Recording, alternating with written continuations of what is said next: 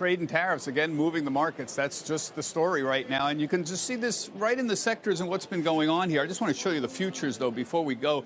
You can see the weakness here. This is the pre-open. Of course, this is when the headlines came out that the U.S. was placing several Chinese technology companies on a blacklist. We took another little leg down here. Oh, this was around 7 o'clock.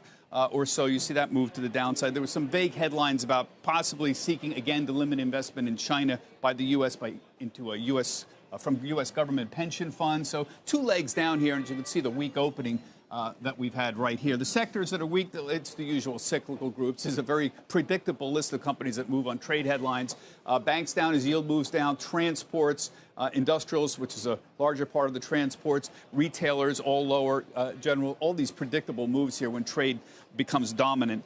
If you look at exposure by China, we put these charts up, these screens up so many times about companies that have excessive exposure to China by revenues. Of course, it's the chip makers that always have the biggest exposure. Qualcomm, Broadcom, Intel, very, very large percentage of the revenues coming from mainland China or China and Hong Kong. Others different, Apple about 18%, Tiffany, Nike, Boeing, all in the mid-teens, as you can see. Significant, but not as significant as some of the chip makers. Predictably, these are the stocks that are down notably today. If you look at some of the movers here, down 1 to 2%, all of them in the same category. So again, very predictable reaction in terms of what's been moving here. The White House, again, bringing up this idea of, or headlines bring up the idea of limiting investments in China by U.S. government pension funds. Remember, Mr. Kudlow yesterday seemed to take off the list of possibly forcing delisting of Chinese companies listing here, but they haven't dropped that idea, this particular idea about limiting investments by U.S. government pension funds.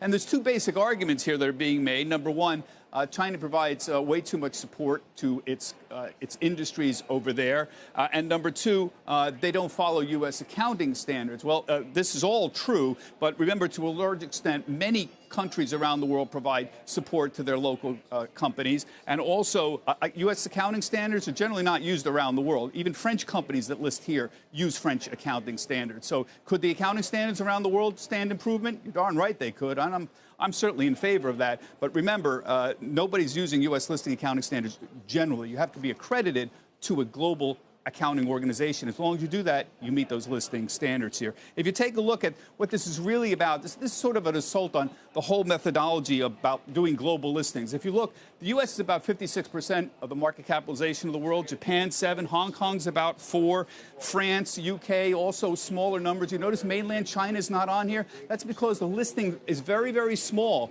and companies like MSCI are increasing the weighting in China, mainland China, as time goes by. That's what's been happening for several years. Whether or not this continues depends upon the course of a lot of these negotiations.